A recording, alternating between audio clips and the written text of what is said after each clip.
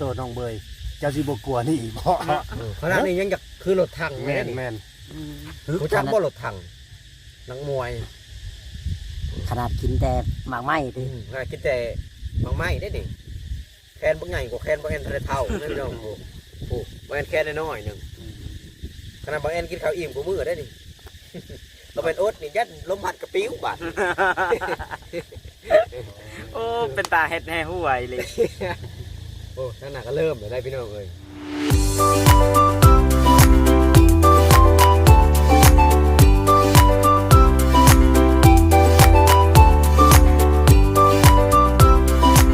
สวัสดีและสบายดีพ่อแม่พี่น้อง FC ที่อยากแพงบ่ว่า FC พังลาวพังไทยและก็ต่างประเทศนำเด้อพ่อแม่พี่น้องมื้อนี้เฮาก็มาเบิ่งที่ดินน้องอาเวยเนาะพ่อแม่พี่น้องอยู่จุดชุมพ่อแม่พี่น้องเนาะกับมื้อนี้ก็มาหาทางน้องเพิ่นนี่แหละเพิ่นก็อยู่เบิ่งรถมาดุดที่ดินของน้องอาเวยเนาะพ่อแม่พี่น้องกระทั่งเราจะเดินทางเข้ามาพร้อมหมู่นะพี่น้องกันเนาะจังใดก็สิพาพ่อแม่พี่น้องไปเบิ่งไปชมน้ำกันที่ว่าทางน้องอาเวยก่อนพี่น้องเนาะไปพูดไปคุยกับน้องอาเวยก่อนหลังจากพันซื้อที่ดินมาเป็นที่เรียบร้อยแล้วก็สิมาปรับมาดุดแบบปล่อยมันแปลนนะพี่น้องเนาะพันซื้อที่ดินกันราคาอยู่ที่12,500,000พันเริ่มที่13 ล้านพันลดใน500,000พี่น้องเนาะแล้วก็ที่ดินก็16x15ประมาณนี้เลยพี่น้องเนาะก็ถือว่ากว้างอยู่กว้างเติมนึกบ่แม่พี่น้องเนาะอาจจะไหนก็สิพาพ่อแม่พี่น้องไปคุยกับน้องอาเวยเลยเนาะบ่สักษาเสียเวลา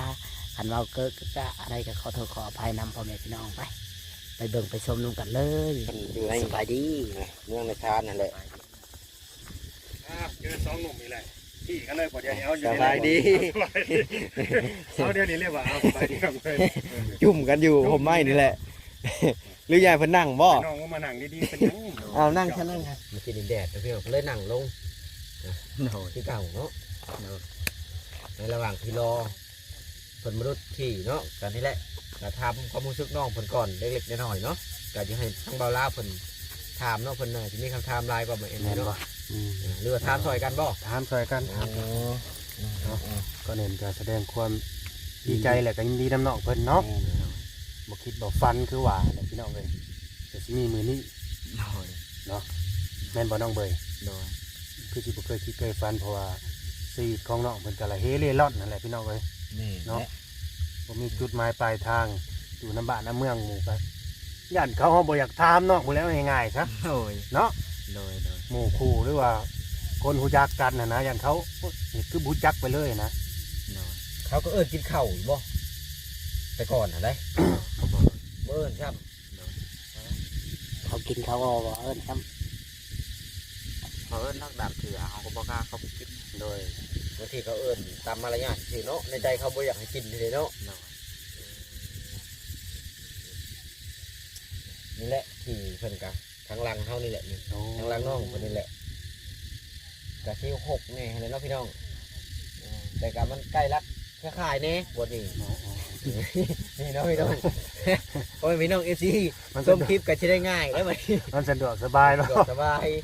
แต่ก่อนโอ้ยขึ้นปลายไม้บ้านโจโจยเคยโลกคิดได้นี่ก็โอ้คือว่า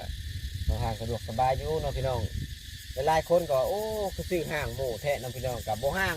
กับเฮือนกับติดเบิดแล้วนี่ก็เป็นบ่อนอันตำรวจเพิ่นตำรวจป่าไม้เพิ่นอยู่ในนี่นะพี่น้อง นั่นบ่ กัน บ่ แม่น ตำรวจบ่น่ะ แม่น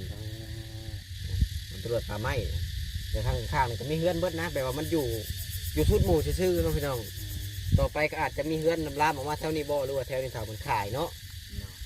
สุดท้ายมันน้องเอาเบยที่ได้อยู่กลางนี่ได้นี่ โดย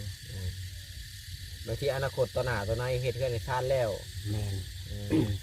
แม่เป็นเฮ็ดห้านอาหารนะเฮ็ดได้อยู่กลางหนอง บ่ร้านอาหารกลางหนองเมา หมอ เป็นจังได ไม่ได้เป็นจังไดหันปลูกเพื่อนคักๆอยู่กลางน้องเฮ็ดร้านอาหารก็คักอยู่ โอ้ต่อไปมีงบประมาณซื้อเป็นซื้อออกไปกลางหนองเฮ็ดได้ น้องพี่น้องว่าหยอกน้องเพิ่นมันจังบ่ซีเรียสเนาะ โดย เอาน้องเบยมีโทรศัพท์ใช้หรือบ่เนี่ย นี่แล้ว นี่แหละเนาะ เนาะ อ เล่นเฟซบ่อ๋อเฟซก็มีพี่น้องเอ้ย Facebook ก็มีเนาะ โดย แต่ว่ามันมีผู้สาวบ่ จะน้อยบัดน้องได้เฮือนได้หยังโอ้โหจะผู้สาวนี่ยันมาหาเองอยู่ โอ้โหดี ผู้ แล้ สาว ว นี่ยันกระแลดมาหาเองอยู่ ตอนนี้เอามีบทอยู่บนเช้าก่อนเนาะหลังจากที่มีผู้ให้ผู้สาวตัวเองก็ยังจะเอาตัวบรอดเลยเนาะ โดย ตัวเองก็ยังจะให้หมู่เลี้ยงอยู่ได้ตอนนี้ โดย นะ โดย โดย ขมื้อนี่ไปกินข้าวกินน้ำในไสซะเนาะ ไปนำ หนึ่งกินเองบ่เอ ไป อ นำเขาเปล่าลายัง เดี๋ยวเขาเบาละเบาพอแน่นี่บ่ เฮ็ดกระตูบแล้วก็สิหนึงกินเอง โอ้โอ้โอ้ คือตอนนี้ยังกินน้ำเพิ่นอยู่เนาะ ยังได้ร่ำน้ำพันอยู่ เป็นหับเลี้ยงตอนนี้ฮะ โดย แล้วแม่ต่างประเทศให้ดูแลน้องอาเบยเนาะตอนนี้ โอ้โดย หลังจากนั้นเห็ดกระต๊อบกระแทบกะหนึ่งกินเองแล้วบัดนี้เนาะ โดยทำบ่เฮ็ดกินไผสิเฮ็ดให้ นี่แล้วมีบทอยู่บนเช้าแหละและเครื่องคล้องซื้อมาให้ละลายนี่บ้านให้บัดนี้ อยู่เฮือนปะอยู่เฮือน เลี้ยงหน้าเพื่อนคนรู้ นั่น โอ้เครื่องคองก็มีแล้วเนาะ มีเลยได้ โอ้ ไม่ใช่ เฮ็ดกระตูบแล้วจึงสิได้คนมา โอ้กระต๊อบแล้วจะคนมาพี่เนาะ โดย หลายเติบได้เครื่องคล้องกันเนาะ โดย ของใส่ที่จำเป็นเนาะ ใช่ ที่ว่ามีแล้ว เสื้อ การ ผ้า ที่อ หน้า ยู่ แท้ กิน โอ้เสื้อผ้าหน้าแท้ก็มีหลายแล้วตอนนี้เนาะ มีแล้ว ตะกี้น่ะมีจักโตตะกี้ ตะกี้ครับมีตัวเดียวนำกระโตเลย สุดค่าทิ้งเนาะ โอ้มีสุดขาคิงสองขาคิง แต่วันนี้ก็มีแล้วเนาะพี่น้องกระเทียที่เนาะมากับบทัดผู้เช่านี่ โอ้ตายแล้วเนาะพี่น้อง การเดินทางมันไกล โดย เนาะก็เข้าใจน้ำกันตัวนี้เนาะพี่น้อง แม่น FC อย่างอ้ายมาคู่มือว่ะไปหาน้องอาเบยแน่คิดฮอดว่ะไปคู่มือเด้อบ่แอนคันใกล้ก็ว่าอยู่เนาะน้องอาเบยอันนี้ก็140ไกลบ่อาเบย140 ใกล้เทิบ ไกลเติบบ่เจ้าว่ะ โดย ย่างฮอดบ่140 3 มือฮอด 3 มือ ชามือฮอด แม่นเลยเนาะขนาดย่าง50กิโลเนี่ยปะเท่า น้องเอาไว้ย่างไก่ชุดนี่จักกิโล อย่างมือหนึงนี่ผมมันอยู่โอ้น้องบัวดันติวฮอดแล้วไป อยู่ทางใดน่ะ ทางไหน น้องบัวดันติวนี่ แม่ ไปเขตเมืองชน ให้บ่เคยไป บ่เคยไป บ่ เขาก็บอกบ่ถึกและอายบ่เคยไปนะ กล้าว่าจะกิโลได้บ่ไปเติบเนาะสำหรับเจ้า แต่นิ่งไก่นั่นน่ะ ไกลเติบแล้วประมาณอยู่40 50กว่า โอ้ฮอดบ่อย่างมือหนึ่งน่ะ ฮอด โอ้บ่ฮอดนะ50กิโล50กิโลนี่ย่างบ่ฮอดนะ จากสิกล้าเว้าพี่สังก็เว้า ฮอดบ่ เฮาเคยย่างแบบบ่ได้เซาบ่ได้นั่งเลย ชาวใส่เลย แม่น ย่างไปน้ำปลาน้ำดงนะบ่ แม่นลัดปลาลัดดงบางเทื่อบ่ได้ลัดบางเทื่อก็ย่างตามทางแดงเลย เออใส่เกือบหรือบ่ บางเทื่อตีนเป้า เด็ดเป่า แม่น แต่ก่อนยังบ่มีอย่างเนาะ โดย บ่มีเกิดบ่มีหยัง เกือบก็บ่มี เขาบ่เอิ้นบ่เวลาเห็นรถเขาบ่เอิ้นขึ้นรถขึ้นหยังบ่พอไปน้ำบ่อย่างซั่นนี่ เขาบ่ เขาบ่เอิ้นซ้ำ ผู้เจ้าของบ่มี เขาจักว่าเฮาบ่มีเนาะ แม่น เขาแห้งแบบเฮาบ่จักฮู้จักว่าชัดเนาะ แม่นฮอนเฮาให้เขาบิดใส่ซ้ำฟันตวดเลย เขาว่าอุ้ยปักอันนี้มันบ่มีหยังมันขอขึ้นรถมาเฮาได้เพราะว่าเนาะ แม่น เขาให้คิดนั่นได้คนเฮานะพี่น้องเขาบอกพี่น้องลุงป้าบ่ว่าหลานเนาะ โดย อันตอนถูกนี่ แม่น ลองน้องอาเบยมีเฮือนบ่มีที่ดินนี่มีรถจักรรถอันน่ะโอ้หลานกูได้นี่เพิ่นว่า แม่น เบิ่งนิสัยคนต้องมาเบิ่งตอนนั้นนะพี่น้อง ตอนนี้ อาจจะฮู้ยกตัวอย่างบอกเอ็นมีรถอันกระบะบอกว่านี่บ่จ่อยจะบ่อยากไปมันคอยรถนี่ แต่ต้องให้มาตื่นเช้าเนาะพี่น้องกันจะไปน้ำลีก็ได้ ตื่นสายมาทันงานเราหยอกกันจ่อยนะพี่น้อง อืม เอาหยอกกันนี่แหละระหว่างที่รอเพิ่นกระจักรถบ้านไหนจะมาดูดอันนี้บอกคุณจักบอก แค่จุดซุ่ม จุดซุมเองนี่แต่เพิ่นแม่นบ่เจ้าของรถอันนะฮะ แม่นเลยมีเด้รถเขา เพิ่นคือบ่เอาใส่หลังรถประมาณรถจ้ะ บ่แล้วเอาใส่บ่ได้ บ่ได้บ่ บ่ได้แล้ว รถอันนี้ก็คือราคาบางแพงนี่ น้ำแพงๆอะมันใส่บ่ได้อันนี้รถมา เอาดิมาเลยโอ้ น้องเอาไว้สิครับรถบ่ ยังบ่ทันสิได้เนาะพี่น้องมาเลยได้นี่ บ่ปลุกมาปรับเลยติ บ่ปุ๊บๆมาปรับๆเลย แสดงว่าที่นี่อยู่ดินฝังนี่เนาะขังนี่เนาะ แม่นอยู่ข้างซ้ายมือเขานี่แหละ ทางเทิงขวามือนี่บ่แม่นเนาะ เจ้าของดินเขาก็มานำบ่ ผู้ได้มาเลยเขาไปเบิ่งผมว่าจ้ะ แม่น หรือว่าทานมันจบคลิปก่อนบอก คนละคลิปบ่ เอาคนละคลิปบอกเอาคนละคลิปไปได้ไอ้ที่ยังบ่ทับซ้นเนาะ โดยกันน้อยเป็นบ่ทันได้ลงมือดอกยังสิบอกกันอยู่ว่านี่ทีนี้ทีนี้ เก เด้ ด อ ใดเอาเกดใดเนาะ แม่นบ่ว่าที่มาแล้วสิย่องโลดนี่บ่ฮู้หยัง คือขี่เขาไม้ด้วยเนาะ เขาบ่ไหม้แล้วให้เขาแห้งคัก ไม่เห็นว่าดูต้นไม้เขาไล่เอาต้นละ5,000 บาทนี่ได้ได้บ่ได้คุ้มเลย บ่คุ้มนะ สรุปแล้วจักล้านกันแน่อันรุด4นี่ว่า6 ล้านอ่ะดิ จังหวะปลานี่ดิ 6 ล้านอ่ะดิ แม่น ทั้ง เพ ดุ ราะว่า ทั้ง ปรับ ถม หนาดินมันปรับหลาย หรือว่าทั้งรุดแล้วก็รุดดินขึ้นมาใส่บ่ แม่น ไปว่าเฮ็ดบ่ตั้งเงินเลย แม่น กันน่าที่แม่นอยู่เนาะ แม่นๆนี่ เพราะว่าเขา ขนาดนั้น ดูดป่าออกแล้วเขาก็ต้องขุดดินขึ้นให้มันสูงเพราะตั้งเฮือนได้นะพี่น้องเลยก็แม่นอยู่กับ6 ล้านนี่ห้อยคันว่าคูณ15กับ16ให้มันโน่นดีกว่าแพงก็ได้เนาะ แม่น คันได้ฉะนั้น เพราะว่าหน้าดินบ่อนนอกก็มันก็สมควรอยู่ได้ โดย เราไปเบิ่งหน้าดินน่ะ เออ มันลุกพี่น้องเนี่ย แม่น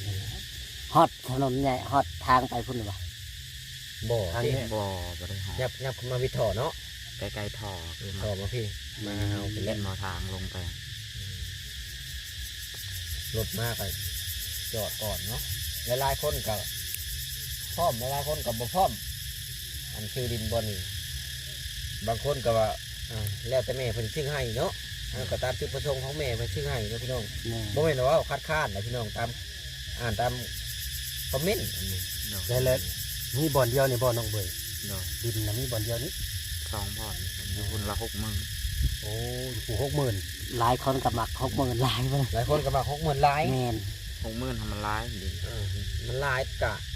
ห่างกว่าบ้านคนกว่านี่บ่ความไกล อ กับ ยู่ บ้าน ไกลคงเลื่อย ไกลห้องเลื่อย คงงาน โรงงานอาหารน่ะบ่ แม่น โรงงานจีนน่ะบ่จัก แม่น พวกงานที่เราผ่านมา นี่ เนาะ โรงงานผ่านมาแต่ว่าเฮาซื้อดินแพงผัดงบประมาณผัดสิเบิดทั้งเฮ็ดกระต๊อบอีกบัดนี้เนาะ โดย ก็คิดไปคิดมาก็ตัวนี้ก็มันก็บ่แพงปานใดเนาะพี่น้องถ้าว่าเฮาเลือกเงินหลายขนาดนั้นก็มาเฮ็ดกระต๊อบให้น้องเพิ่นบ่ก็อันนั้นก็มีคอมบอยอันก็ว่าโอเคอยู่ได้แต่ว่าเฮ็ดบ่ทันก็ แม่น ถ้าว่าเขาอยู่ฮุบใส่ดินปุ๊บเบิดบ่มีงบประมาณให้เทือน แม่น บ่มีคนอยู่ได้บ้านนี่เนาะ ได้แต่สิไปอยู่ดินบ่อนเก่าหั่นแหละบ้าน แม่นแหละ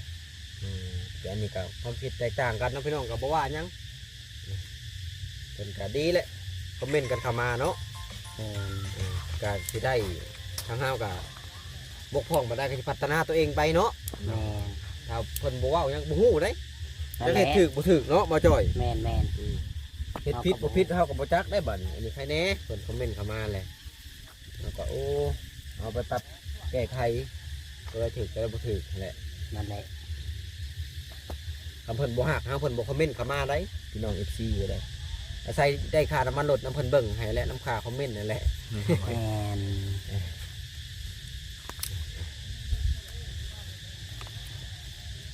บรรยากาศกระแดดนี่ถามเพิ่นต่อไปได้แม่นบ่จ่อยให้แต่คอยเว้าผู้เดียวคอยก็ น้อยเราคนเดียว เว้ากันนะเนาะตัวนั้นบ่แอนว่าแต่ผู้เดียวค่อยว่าแล้วได้ยินเสียงคนอื่นก็บ่ได้ยิน ถามแม่เจ้าสิทางก็ถามน้องที่ ถามน้องเอาไว้ เบิ่งแบบหัวใจก่อนหลังจากที่ได้ดินนี่ หัวใจเต้นอยู่ว่า คือบ่เต้นว่าคนคือตุ้ยแท้เนาะพี่น้อง หัวใจเต้นอยู่ว่าน้องเอาไว้ เต้นอยู่ นั่นแหละที่ว่าหัวใจ ค ว่าน เต้น ตุ้ยคนอ้วนเนาะ ฮึกเนาะ แม่นขนาดว่าน้องนี่แบบกิน เล่ร่อน โลกอยากๆนั่นนี่ โอ้อยากได้นี่ โดยถ้าว่ากินแบบสม่ำเสมออุดมสมบูรณ์บาดตัวน้องเบยเจ้าสิบ่กลัวนี่อีกบ่ ขนาดนี้ยังอยากคือรถถัง แม่น นี่ แม่น ผู้จักบ่รถถังนักมวย ขนาดกินแต่หมากไม้ติ ขนาดคิดแต่บางไม้ได้นี่แคนบ่ใหญ่กว่าแคนบ่แอนทะเลเท่านั่นพี่น้องโอ้โหบ่แอนแคนน้อยๆหนึงขนาดบ่แอนกินข้าวอิ่มกว่ามื้อได้นี่ เราเป็นโอ๊ตนี่ยัดลมพัดกระปิ้วบาด โอ้เป็นตาเฮ็ดแน่ห่วยเลย โอ้ท่านน่ะก็เริ่มได้พี่น้องเอ้ยในระหว่างที่รอรถแล้วพี่น้องผมท่านน่ะก็เริ่มมาแล้วปูมาอะไร รถมาเลยเนาะ โอ้ โอเคเฮาก็สิได้ไปเบิ่งกันบอลรถเปิดปั๊บหน้าดินได้บัดนี้ แน่แล้ว ก็สิได้จบคลิปตัวนี้ไว้ซ้ำนี่แหละพี่น้องเอ้ย เดี๋ยวไป ดีใจ เบิกรถเพิ่นเนาะเบยเนาะอ้าว สวัสดีพ่อแม่พี่น้อง FC เด้ โดยเอาสบายดี สบาย สบายดีสบายดี ตอนนี้ก็ลงมาแล้วเนาะพี่น้องโอ้มาแล้วกันแล้วต่อกันอีกที่ต่อไปนะพี่น้องเนาะ แม่นรถแล้วพี่น้องเอ้ยไปต่ออีกที่ต่อไปเด้อพ่อแม่พี่น้องเอ้ยจังไดก็ได้ขอจบคลิปไปก่อนเป็นยังไง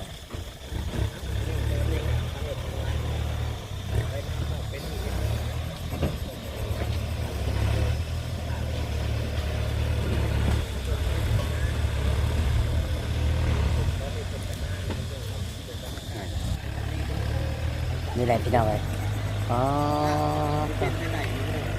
โอเคเนาะพ่อแม่พี่น้องคลิปนี้ก็สิบ่มีกันหลายจบคลิปไปก่อนพ่อแม่พี่น้องพบพ่ออีพีต่อไปพ่อแม่พี่น้องไปเบิ่งที่ดินที่ดอนของเพิ่นเนาะ